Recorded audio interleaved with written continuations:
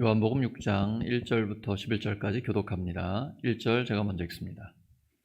그 후에 예수께서 디베랴의 갈릴리 바다 건너편으로 가시매 큰 무리가 따르니 이는 병자들에게 행하시는 표적을 보았음이러라.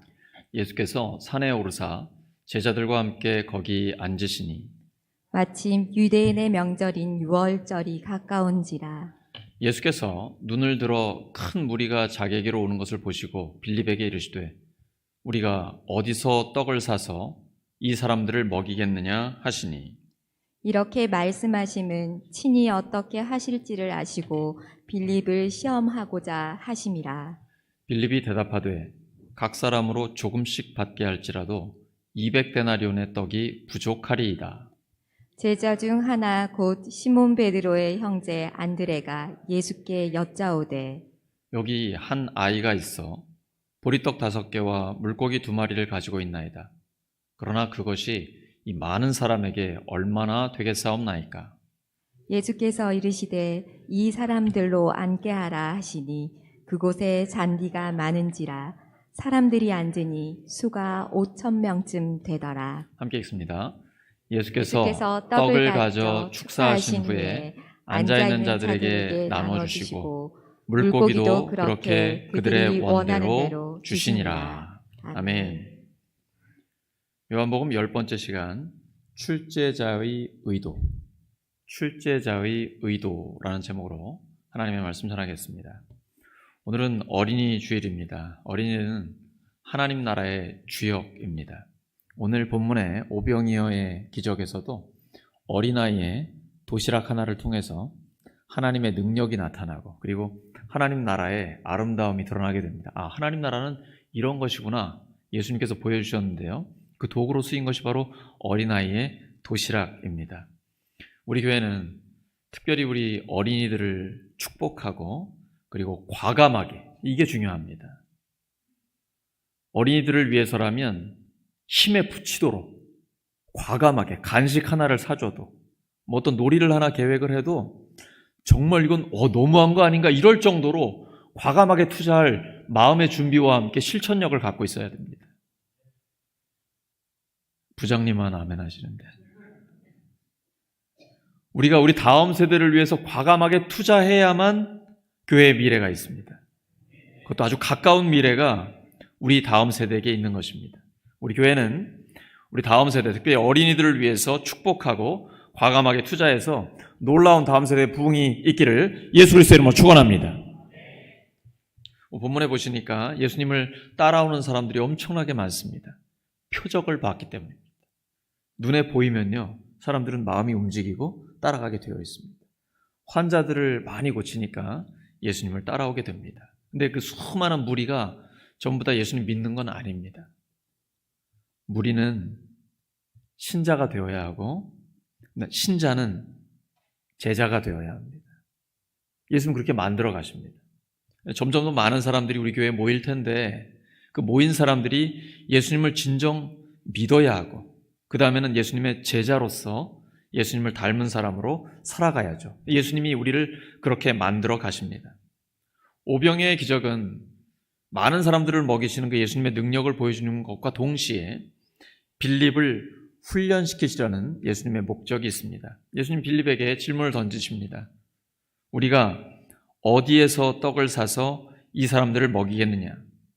예수님이 이미 어떻게 하실지 아시고 테스트를 하신 것이죠. 그 질문에 빌립은 200데나리온 떡이 부족하다고 했습니다. 1데나리온이 노동자 하루 품삯이니까 한 200일 정도 일한 거에 대한 해당이 되는 거예요. 계산을 굉장히 잘했고 참 빠르게 했습니다. 하지만 그것은 예수님이 원하시는 대답 아닙니다. 출제자의 의도를 파악하지 못한 것입니다. 사실 예수님은 어디에서 떡을 살 수 있겠냐 이렇게 물어보셨는데 얼마나 들겠습니다라고 동문서답한 것입니다. 사실 이 먹을 양식은 하나님으로부터 옵니다. 예수님은 하나님께로부터 오신 생명의 양식입니다. 예수님의 그 의도는 믿음이 들어가야 하고 하나님이 어떻게 하실지를 생각해야 됩니다. 근데 빌립은 그것을 파악하지 못하고 믿음은 빼놓고 그냥 믿음 없는 자처럼 일반적인 생각을 이야기했고 하나님은 전혀 고려하지 않았습니다. 우리도 마찬가지죠. 우리 그냥 눈에 보이는 대로 상식대로 우리의 경험대로 할 때가 많이 있습니다. 거기에 믿음이 들어가야 하고 그리고 하나님이 반드시 그 계획 안에는 들어가 있어야만 합니다. 빌립은 자기가 할 수 있는 것만 대답했습니다. 거기에는 예수님이 하시고자 작정하신 일 들어올 여지가 없습니다. 사도 바울의 고백이 있지 않습니까?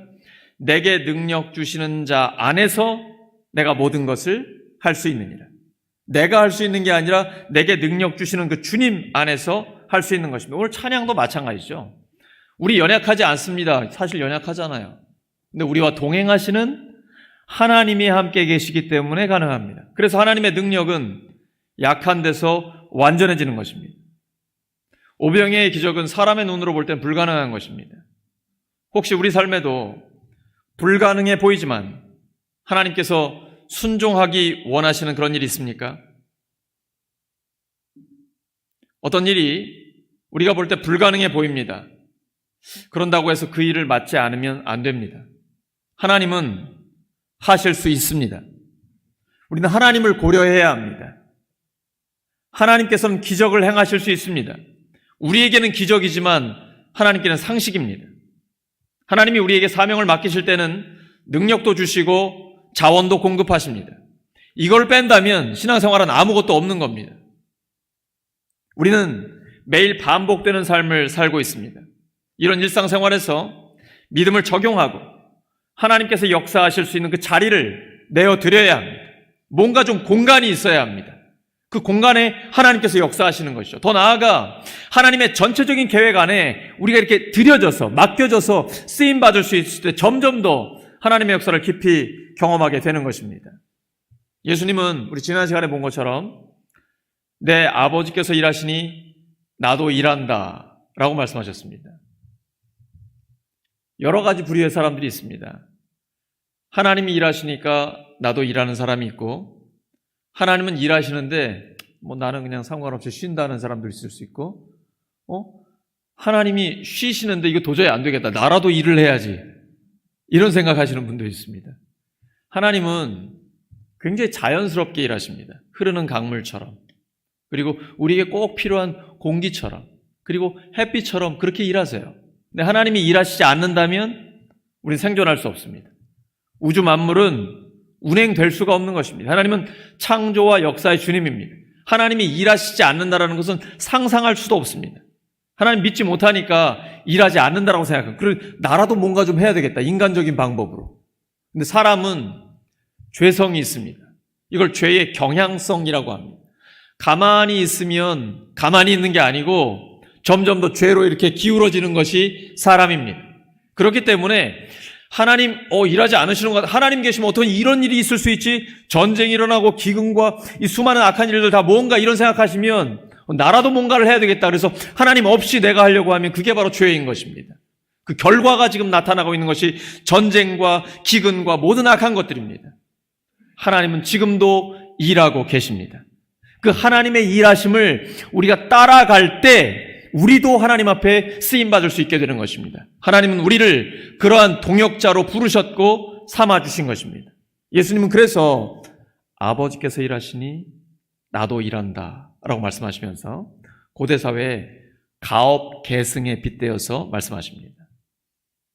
나는 아버지께서 하신 일을 보고만 일할 수 있다 라고 말씀해요. 그 무슨 말이냐면 하나님께서 하나님이 하시는 일을 보여주시고 그대로 예수님이 하신다. 곧 하나님과 예수님이 같은 일을 하고 계신다라고 말씀하시는 겁니다. 고대사회에서는 목수는 자기 아들에게 자기가 대패질하는 거, 못 박는 거 이런 걸 그대로 보여줍니다. 따라하게 하고 그 가업을 계승하게 하죠. 거기에 가업의 비밀이 넘어가게 됩니다. 다른 직업도 다 마찬가지입니다. 그것처럼 하나님이 하시는 일을 그대로 예수님이 하신다라는 곧 예수님이 하나님의 아들로서 아니 하나님 자신으로서 하나님의 일을 하고 계신다라고 말씀하시는 겁니다. 그러면 창조주 하나님께서 하시는 일은 무엇입니까? 생명을 주는 일과 심판하시는 일을 하고 계십니다. 처음과 끝이 하나님께 달려 있습니다. 네, 하나님은 모든 사람을 살리시는 일을 하기를 원하시는 것입니다. 그것이 예수님이 이 땅에 오신 목적입니다.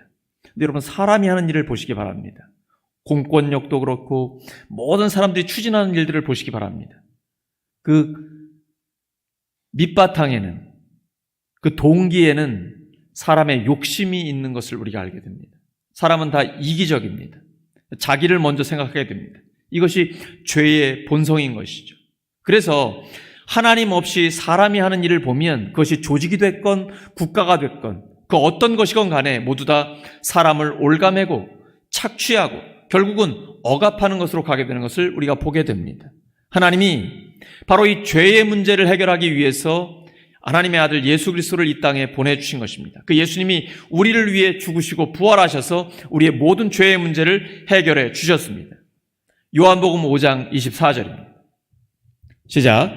내가 진실로 진실로 너희에게 이르노니 내 말을 듣고 또 나 보내신 이를 믿는 자는 영생을 얻었고 심판에 이르지 아니하나니 사망에서 생명으로 옮겼느니라. 진실로 진실로 하면 헬라어에서 아멘 아멘입니다. 굉장히 강조하는 겁니다. 내가 진실로 진실로 너에게 이르노니 내 말을 듣고 또 나 보내신 이를 믿는 자는 영생을 얻었고, 죽은 다음에 시작되는 게 아니고 영생을 이미 얻었다라는 것입니다. 심판에 이르지 아니하나니 사망에서 생명으로 옮겨질 것이다. 이미 옮겼다라는 완료입니다. 영생은 죽은 다음에 시작되는 게 아닙니다. 예수님 믿고 천국 가세요라는 게 이 땅에서는 그냥 우리 마음대로 우리 뜻대로 막 살다가 죽은 다음에 천당 가라는 얘기가 아닙니다. 예수님이 말씀하시는 영원한 생명은 지금부터 영원까지 누리는 것입니다. 다시 한번요. 예수님 말씀이죠. 내가 진실로 진실로 너희에게 이르노니 내 말을 듣고 또 나 보내신 이를 믿는 자는 영생을 이미 얻었고 심판에 이르지 않습니다. 사망에서 생명으로 이미 옮긴 것입니다. 오늘 우리가 찬양한 것처럼 예수님이 십자가에서 이미 다 이루셨기 때문에 예수님을 믿은 사람은 이미 영생을 누리는 것입니다. 영생을 얻은 것입니다. 죽은 다음에 시작되는 것이 아니라 이미 지금부터 그 하나님 나라를 누리는 것입니다. 그것이 바로 오늘 오병이어의 이적에서 나타나고 있는 것이죠. 이 땅에서 예수님과 함께 빵을 나누는 것입니다. 50명씩 100명씩 잔디밭에 앉아서 함께 그 음식을 나누는 것이죠. 그때 당시는 너무나 가난했습니다. 로마의 식민지 지배를 받고 살면서 일반적인 농민들은 자기의 땅이 없어요. 한 국민의 80%가 농민이었는데 그들은 다 소장민으로 살아야 됩니다. 죽도록 일을 해도 자기에게 돌아오는 것은 얼마 없어요. 다 세금으로 바쳐야 됩니다. 로마에게 세금으로, 그리고 로마의 밑에 있는 마치 용역을 받은 것 같은 헤롯 왕가의 그 분봉왕들에게 또 세금을 바쳐야 됩니다. 예루살렘 성전은 제사장들에게 대신 다스리라고 내어줬습니다. 그리고 오늘날 국회에 해당되는 사내들인 공회는 71명의 그 의원들이 종교적으로 국민 전체를 지배하고 있었습니다. 그러니까 일반인들은 늘 고통스러운 거예요. 자기 땅도 없어요. 아무리 일을 해도 세금으로 다 바쳐야 돼요. 가난해요. 먹을 게 힘들어요. 그런데 예수님이 오시니까 어린아이 도시락 하나 가지고 남자만 5,000명이 여기에 50명, 100명 배불리 먹고도 남은 거예요. 빌립이 계산한 거는 한 사람이 그냥 맛이라도 볼 수 있는 정도였지만 예수님은요, 배불리 원하는 대로 다 먹게 해주신 것입니다. 그리고도 남는 것이, 그러니까 낭비하는 것이 없게 하라. Let nothing not be wasted. 전혀 낭비되는 게 없게 다 거둬라. 빵만 12광주리가 남게 오면 이게 예수님의 스케일이고 하나님의 나라입니다. 예수님이 말씀하시는 영원한 생명은 곧 하나님의 나라입니다. 그거는 나만 잘 먹고 잘 사는 게 아니라 지금 어렵고 힘들어하는 이웃들에게 나누고 베풀어서 함께 음식을 나누고 거기에서 생명을 누리는 것, 이것이 바로 예수님이 말씀하신 영원한 생명이요 하나님의 나라입니다. 근데 아직 구원이 완성된 건 아닙니다. 예수님이 다시 오시면 하나님 나라가 완성됩니다. 그러나 이미 우리는 구원받았습니다. 이미 구원받은 우리가 아직 완성되지 않은 하나님 나라를 기다리고 있는 것입니다. 이미 구원받아서 아직 완성되지 않은 이 이미와 아직 사이를 우리가 살아가고 있는 것이죠. 이것이 바로 우리의 이 땅에서의 삶입니다. 그래서 이미 실현된 종말론을 강조하고 또한 아직 완성된 게 아니라는 미래적 종말론도 함께 기록하고 있습니다. 더불어 우리 개인적으로는 내가 언제 하나님의 부르심을 받을지 모르잖아요. 개인적인 종말을 항상 준비해야 되고, 지금 핵전쟁 이야기도 많이 나오고, 또 라니냐 현상이라든지 이런 환경의 재앙 이야기도 많이 나오고, 그래서 예수님이 말씀하신 그 말세의 종말의 징조들이 보이는데 언제 역사적인 종말이 올까? 항상 준비해야 되겠죠? 그러니까 개인적인 종말, 역사적인 종말도 함께 준비해야 합니다. 이때에 예수님이 우리에게 주신 말씀이 있습니다. 부활에 대한 소망인데요. 요한복음 5장 29절입니다. 두 번 반복해서 읽겠습니다. 시작. 선한 일을 행하는 자는 생명의 부활로, 악한 일을 행하는 자는 심판의 부활로 나오리라. 다시 한번 시작. 선한 일을 행하는 자는 생명의 부활로, 악한 일을 행하는 자는 심판의 부활로 나오리라. 선한 일을 행한 자도 부활하고 악한 일을 행한 자도 부활합니다. 근데 이 부활은 심판을 받기 위해 부활하는 것이죠. 우리가 그래서 전도하는 겁니다. 근데 선한 일을 행한 자는 생명의 부활로. 여러분 지금 아침 일찍 지금 오셔가지고 이게 무슨 뜻인가 아직 좀 헷갈리실 수 있어요. 다시 한번 말씀드리겠습니다. 선한 일을 행한 자는 생명의 부활로 나옵니다. 우리 가능할까요? 선한 일을 행한 자는 생명의 부활로 나옵니다. 자신 있으세요? 우리가 그렇게 선하게 살고 있습니까?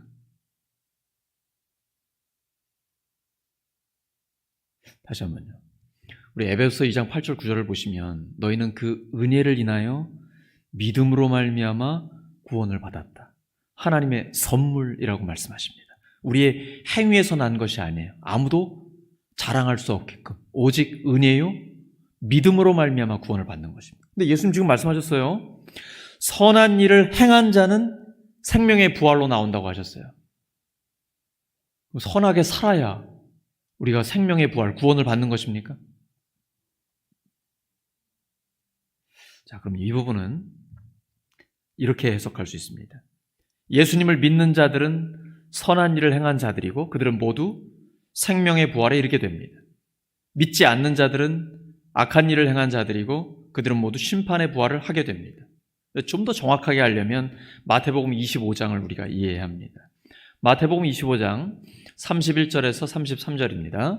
시작.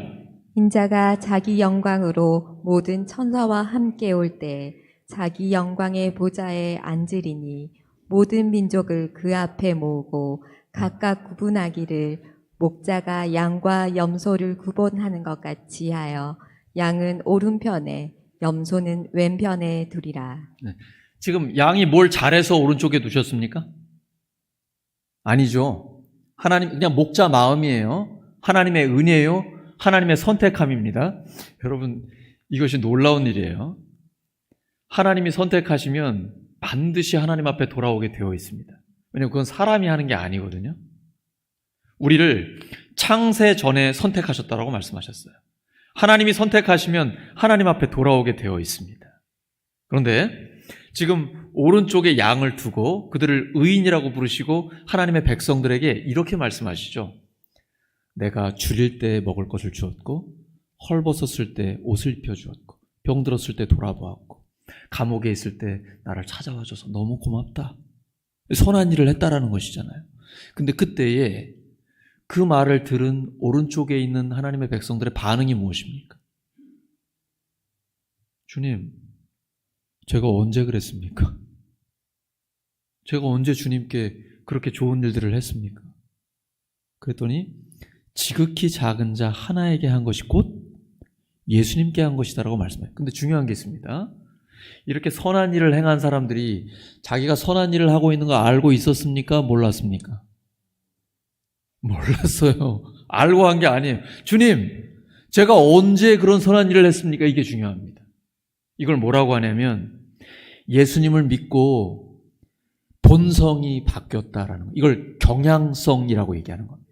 그래서 예수님을 믿는 사람은 자기도 모르게 선한 일을 하고 있는 거예요. 자연스럽게 저절로 하게 되는 것이죠. 누가 억지로 시켜서 사람에게 보이려고 아니면 내가 무슨 상을 받으려고 하는 게 아니라 예수님을 믿으면 본성이 바뀌어요. 자연스럽게 성령의 열매가 맺혀지는 거예요. 열매를 강조할 필요가 없어요. 그냥 예수님께 딱 붙어있기만 하면 자연스럽게 열매가 맺혀지게 돼 있습니다. 저는 농사를 할 줄 모르잖아요. 근데 주변에 있는 성도님들이 가르쳐주는 대로 미리 거름도 주고 가지치기도 해봤어요. 그랬더니 가지가 그냥 줄기에 붙어있기만 하면 자연스럽게 뿌리로부터 물과 양분을 흡수해가지고 때가 되면 열매를 맺더라고요. 열매는 걱정할 필요가 없어요. 예수님께 붙어있기만 하면 되는 것입니다. 지금 그 말씀하신 거예요. 우리가 예수님을 믿으면 자연스럽게 저절로 그냥 본성이 경향이 하나님의 선한 일을 하고 싶은 거예요. 악한 일을 하고 싶지가 않아. 근데 내가 너무 연약하잖아요. 그래서 어떤 때 악하게 살 때도 있죠. 저만 그래요? 사도 바울이 로마서 7장에 고백하잖아요. 오호라 나는 공고한 사람이로다. 누가 이 사망의 몸에서 나를 건져내래. 마음으로는 하나님의 법을 따르고 싶은데 내 몸에 또 다른 법이 있어요. 자꾸 죄를 짓게 만들어요. 이게 바울의 문제만이 아니라 우리 모두의 문제예요. 그 로마서 7장을 읽다 보면 어떻게 그렇게 내 심정을 그대로 기록하고 있을까? 오호라 나는 공고한 자로다. 누가 이 사망의 몸에서 나를 건져내래. 나는 정말 마음으로는 하나님의 뜻을 행하고 선한 일을 행하고 싶은데 자꾸 육체가 죄로 나를 이끌어가요. 그러나 예수 그리스도로 말미암아 하나님께 감사하리로다. 내가 마음으로는 하나님의 법을, 육신으로는 죄의 법을 따르는, 이게 우리의 삶의 현실이에요. 하지만 예수님을 통해 우리를 구원해 주셨어요. 그러니까 우리가 선한 일을 하다가도 넘어질 때가 있잖아요. 자꾸 돌아와야 돼. 나는 죄에 대해서는 죽고 하나님께 대해서는 살아있다.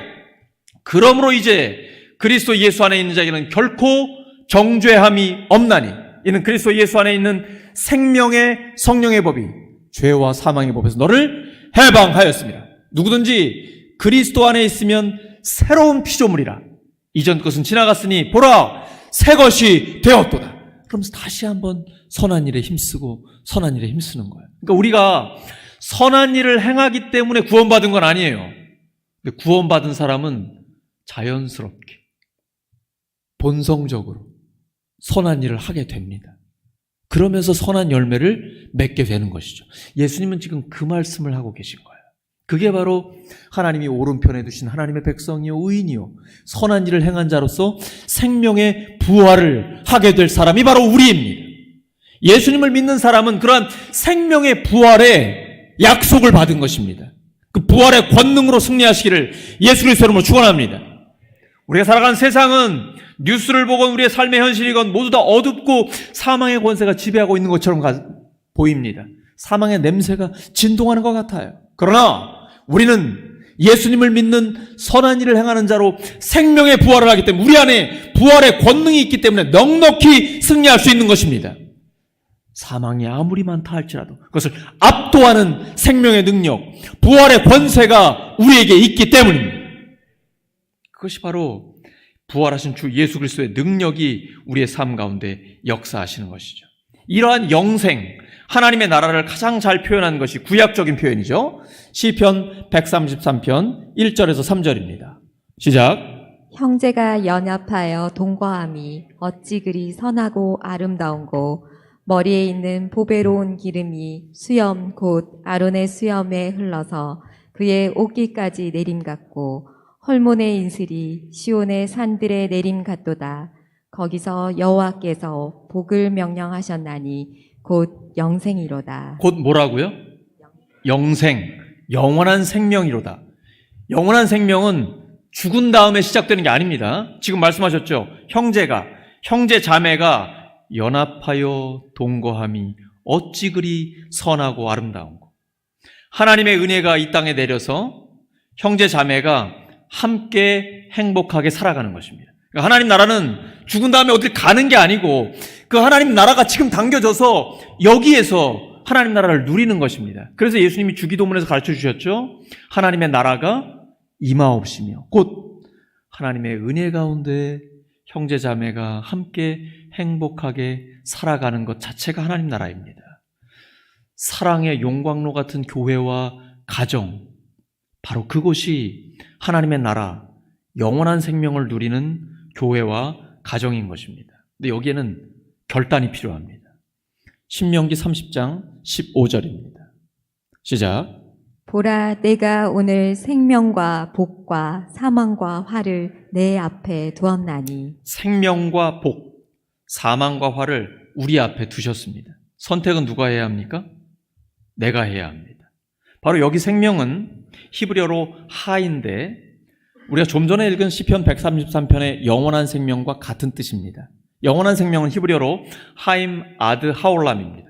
영원까지 이어지는 삶, 완성된 하나님 나라에까지 연장되는 삶입니다. 근데 이 땅에서 우리가 육체를 입고 있는 동안에 단단히 뭉쳐서 함께 하나님의 나라를 누리는 것, 공동체를 이루며 사는 것, 이것이 영원한 생명이요 하나님의 나라입니다. 복음이 개인주의적으로 많이 잘못되게 기울어져서 내가 예수님을 구원의 주님으로 모시고 내가 천국 간다, 여기에만 너무 초점이 맞춰져 있는데 성경은 그렇지 않고 구원받은 사람들의 모임으로 공동체를 이루어 이 땅에서부터 지금부터 하나님 나라를 함께 누리는 것, 이것이 영원한 생명이요 하나님의 나라입니다. 예수님의 시대가 그것을 누리지 못했기 때문에 더욱 강력하게 예수님이 이 영원한 생명에 대한 복음을 선포하고 계신 것입니다. 요한복음 5장 44절입니다. 시작. 너희가 서로 영광을 취하고 유일하신 하나님께로부터 오는 영광은 구하지 아니하니. 예수님 당시의 유대인들 하나님께는 별로 관심이 없었어요. 자기들끼리 영광을 취하는 데만 관심이 있었습니다. 어떻게 하면 사람에게 인정받을 수 있는가? 사람에게 좋게 보일 수 있는가? 그래서 하나님께로부터 오는 영광에는 별로 관심을 갖지 않았고 그 영광 보지도 못했던 것입니다. 진정한 신앙생활은 사람에게 인정받거나 사람에게 잘 보이는 것이 아닙니다. 하나님께 영광을 돌리고 그 하나님의 영광을 보는 것입니다. 그것이 진정한 신앙생활입니다. 하나님의 영광을 맛본 사람은 사람의 영광에 신경 쓰지 않습니다. 차원이 다르기 때문에. 여러분, 우리가 어릴 때, 연애할 때나 이럴 때는 뭐 그냥 서로 은반지 같은 것도 나눠줄 수 있고 이렇지만은 이제 중년의 아내에게 어떤 기념일에 마치 20대 때 교제할 때처럼 뭐 꽃반지나 이런 거 갖다 주면 어떨까요? 네, 안 하시는 게 좋겠죠. 자, 그러면 다이아몬드 반지를 껴본 여성이 이거하고 은반지하고 바꾸겠습니까? 신앙생활은 그것과 같은 것입니다. 하나님의 영광을 맛본 사람은 다른 것과 바꾸지 않습니다. 오늘 말씀 정리합니다. 하나님께서 우리의 믿음을 테스트하실 때가 있습니다. 이때는 출제자의 의도를 정확하게 파악해야 합니다. 믿음은 바라는 것들의 실상이요 보이지 않는 것들의 증거입니다. 하나님께서 우리에게 어떤 사명을 맡기실 때는 능력도 주시고 자원도 공급하십니다. 우리가 어린아이 도시락을 예수님께 드린 것처럼 우리가 할 수 있는 일을 하면 하나님은 우리가 할 수 없는 일을 하십니다. 거기에서 하나님의 영광이 드러나는 것입니다. 하나님의 능력은 약한 데서 완전해집니다. 그 하나님의 나라를 죽은 다음에 맛보려고 하지 마시고 지금부터 영원까지 하나님 나라를 누리고 맛보면서 하나님의 영광이 우리의 삶에 드러나게 되기를 예수 그리스도의 이름으로 축원합니다. 함께 기도합니다. 하나님 아버지, 저희를 만드시고 목적이 있으셔서 이 땅에 보내시고 또 필요할 때는 믿음의 테스트를 하시는 하나님의 그 의도를 파악할 수 있는 지혜를 저희들에게 주시옵소서. 그래서 믿음으로 하나님의 역사하심을 신뢰함으로 늘 하나님 앞에 순종하여 하나님의 영광이 드러나는 저희들의 삶이 되게 하여 주시옵소서. 저희들의 부족함과 연약함 가운데서도 하나님의 영광이 나타나 오직 하나님이 하셨다고, 이것은 하나님의 능력이라고 함께 고백하게 되는 저희들의 삶이 되게 해 주시옵소서.